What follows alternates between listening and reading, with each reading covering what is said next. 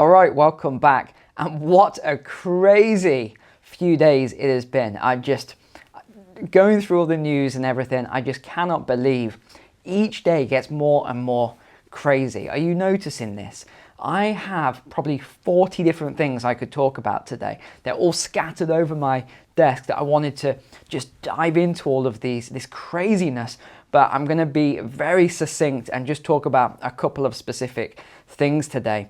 So first and foremost, we have a new Prime Minister.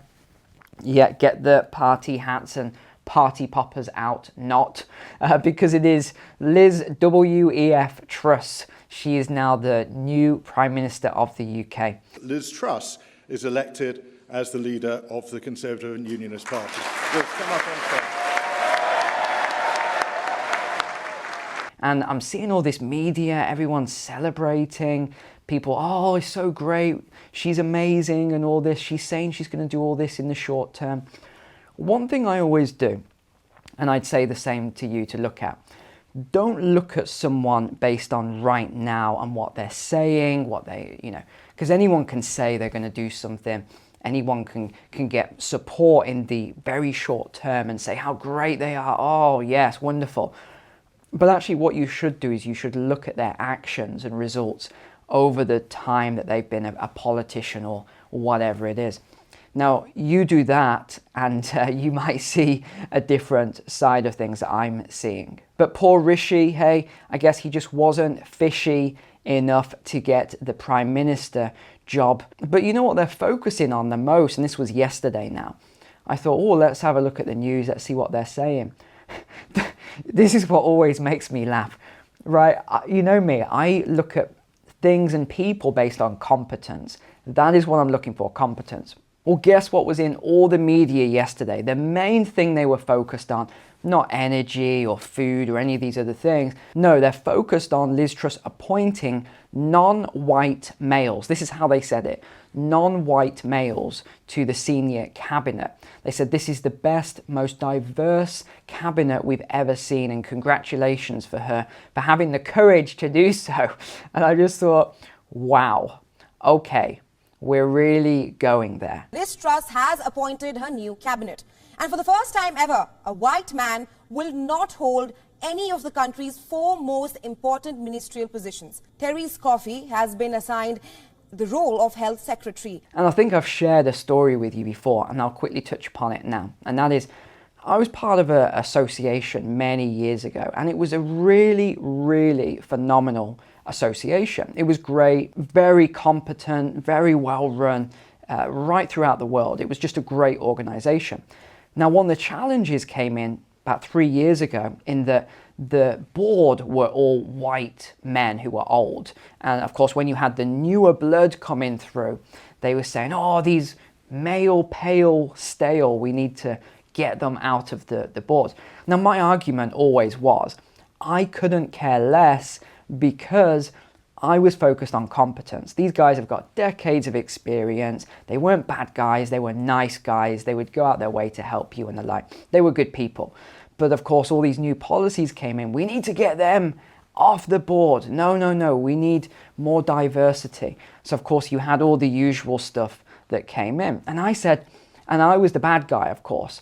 I was the one that people did not like because I was the one person who objected to it. Now, why did I object to it? Was it because I'm a racist? I'm a raging racist and I don't like LGBTQ and all this? No, nothing to do with that. The reason I objected was because the people that were coming in that wanted to go onto the board positions, which were for senior people, only had about 2 years of experience. One of them had 3 years of experience compared to 20, 30, 40 years of experience. So that's why I objected, and of course ostracized as usual for that. But what happened was these board members resigned, and they went off into retirement. We had all these new people come in who were absolutely clueless, didn't have a clue what they were doing, and the whole organization just crumbled. I think it might have even gone bankrupt now, actually. The whole organization just crumbled. Not because of diversity or whatever else. Forget that. And the same way I'll say forget it about politics as well and whatever else. Forget the diversity and focus on competence. Are certain people competent? You see, what I said was, what we should do is appoint a couple of people that are fairly new to the board, so that you've got 2 people on the board. They can get experience, they can understand it, learn, get mentored by these other people. And then next year, have a couple more people come on the board. That's how you're going to get good diversity, if that is what we have to focus on. But no, that was a crazy idea, and well, there's the result. But I want to get back to Liz Truss anyway. I know I went off on a tangent there. And by the way, the reason I didn't put out a video yesterday, I was desperate to record a video, but that is when I do at the start of the month, the monthly Patreon only video. So this is a 1-hour macro video where I go into all the nitty-gritty on global economics, focus on USA, UK, Europe, etc., looking at all the different inflation and interest rates and forecasting and finance and markets.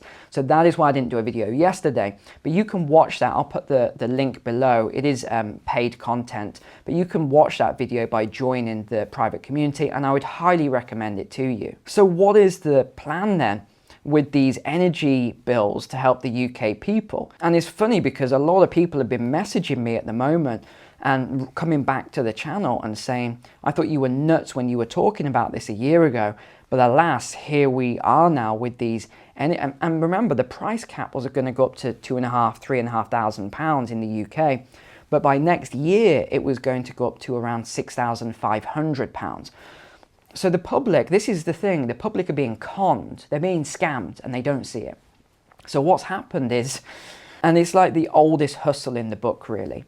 Oh yeah, we're going to put up prices, keep putting them up. And then people, they wait until people start saying, whoa, I can't afford this. I'm going to go bankrupt. I'm going to not be able to heat my home. And they say, well, and then they throw the big one in. Here's where they throw that curveball at the end. Well, actually, it's not going to be 3,500, 2,500. It's going to go up to 6,500. And that's when people just go into meltdown. They can't even comprehend that as an energy bill. But then what they do, they say, oh, but don't worry. We've got you covered. We're going to help you out here. And we are going to take care of this problem. And what are they doing? They're going to borrow even more money. I'll show you this in a second, how crazy it is. They're going to borrow even more money. And what is borrowing cause when it's debt? It causes inflation. That's what inflation is. It's an expansion of the currency supply. So they're going to borrow up to £200 billion on top of the £2.7 trillion, I think, is the deficit. So they're going to borrow another 200 billion. So they're going to borrow this. And then they don't think in, say, 18 months' time, inflation is going to be worse when that worked its way through the economy, because it's going to be passed on to the energy companies. It's madness, and no one's even questioning it because it's a short-term fix. So the public are being conned. As usual, they're celebrating, oh, thank goodness, thank God we've got this price cap now of £1,971, even though it was nowhere near that a couple of years ago. But people don't realise that they're saying, oh, well, it's better than this. You know, it's just another con. And besides, here's what I would do if I were in that situation. Let's say I'm the Prime Minister. Would I say, actually, let me give you an even better example. Let's say that I'm a doctor, or you're a doctor, and I come to you and I say, doctor, I have got this cut on my arm and it's just pouring with blood. I cannot get it to stop. It's been going on for 2 weeks now. It just will not stop bleeding. Would you as a doctor say, oh, I've got the perfect cure. Here's more bandages. Take these bandages and just keep wrapping it up, and that's the solution? Well, no, of course not. That's ridiculous. That's just what is occurring as a result of something underlying. Now, I know this is quite rare today in this culture. No one wants to treat the underlying cause. They just want to give you pills and whatever else, and they want to give all these bad companies subsidies and grants, and oh yeah, you keep doing that.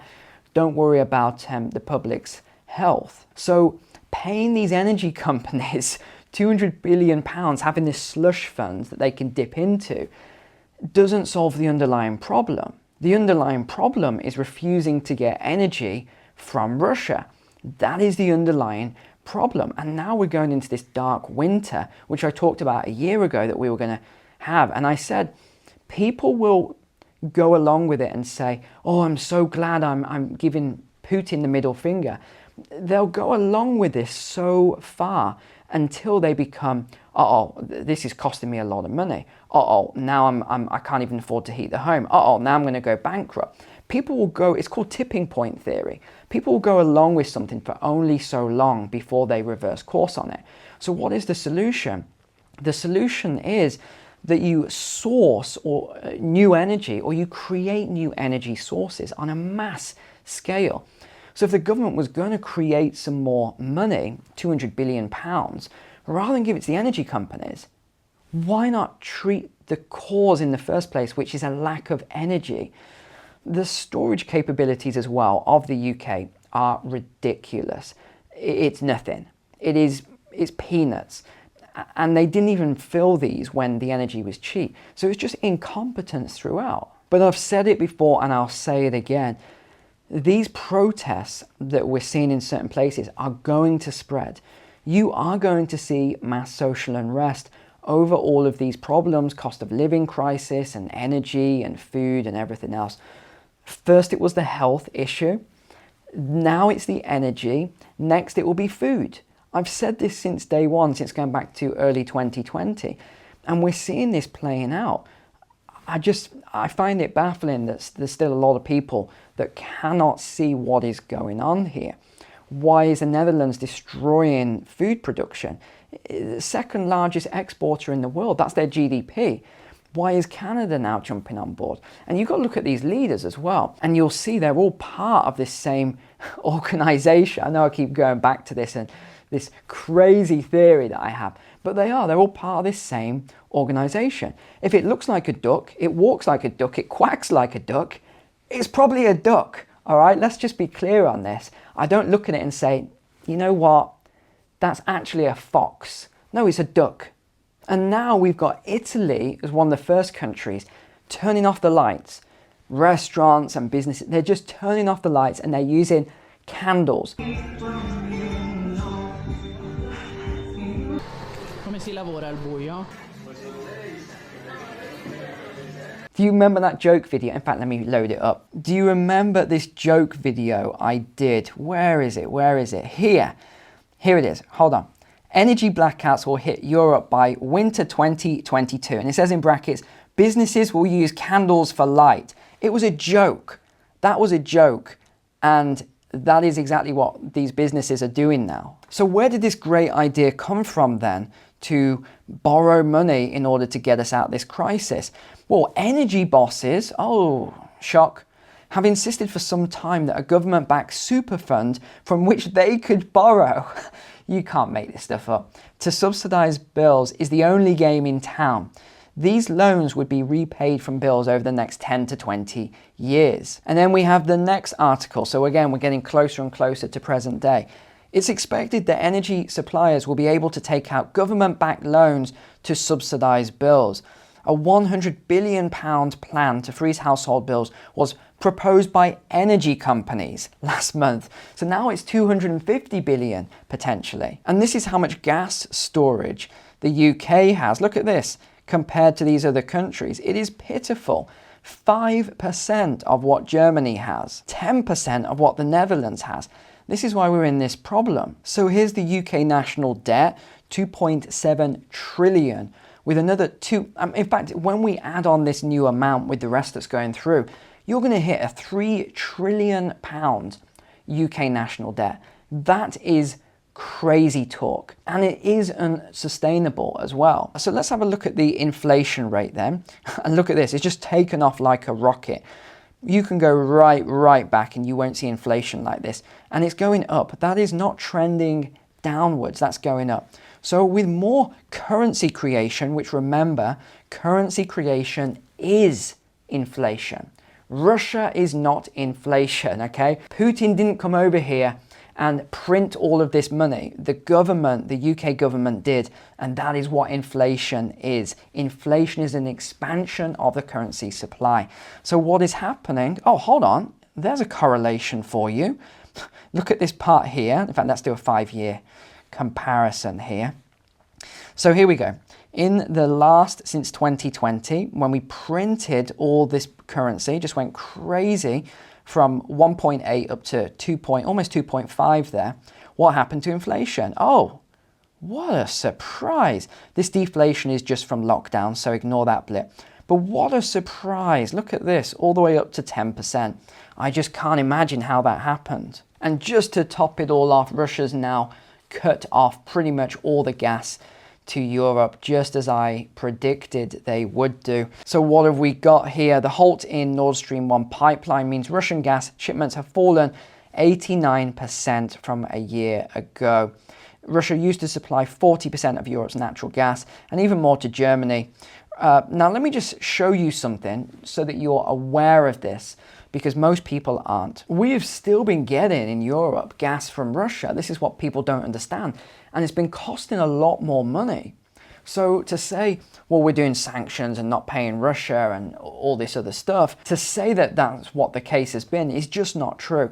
We've still been sending billions to Russia. So this statement's a little worrying then. Given Russia's slow constriction of supply since last summer, experts say Europe needs to be ready for zero Russian gas this winter. Well, how is our energy supplies doing? Drought has undermined hydroelectric power from rivers and reservoirs. France's fleet of 56 nuclear power plants is running at half strength.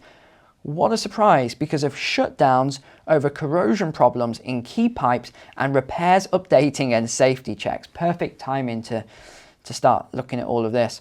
A heatwave limited use of river water for cooling power plants, and lower water levels on Germany's Rhine River reduced supplies of coal to generators. Analysts say Europe could face a serious electricity shortage as soon as this month. Power rationing and blackouts. So, my friends, I hope you have got some sort of alternative heating. I hope you've got your wood burner and your wood stocked up.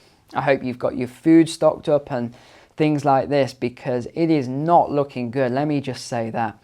I've thought for a long time that this winter, especially after Biden said it's going to be a dark winter, this 2022 winter, especially after he said that, I've known for a long time and started looking into this, that there just something wasn't right and there's something going on here as we go up to winter time. And even with these cuts in energy prices and the like, I think a lot of European nations are still going to be subject to blackouts and rationing, not just of energy, but potentially rationing of food as well. It will all depend on what happens with different government policies. Hopefully we'll see some U-turns on destroying farming and the like. But if not, we could have a very dark winter indeed. But I will guarantee you my lights will be kept on, my camera and internet will continue, and I'll continue to make these videos for you and keep you up to date and potentially entertained if that is within my remit. Not the best entertainer. The British aren't known to be the best at comedy or entertainment, but I'll do my best. Let's see if we can make light of some of this as we go through this crazy and intense period. So thank you for watching today. Really appreciate it. Remember, if you want to check out my video on Patreon, that will be available to you, and my stocks course will be out very, very shortly. Take care. God bless. See you next time.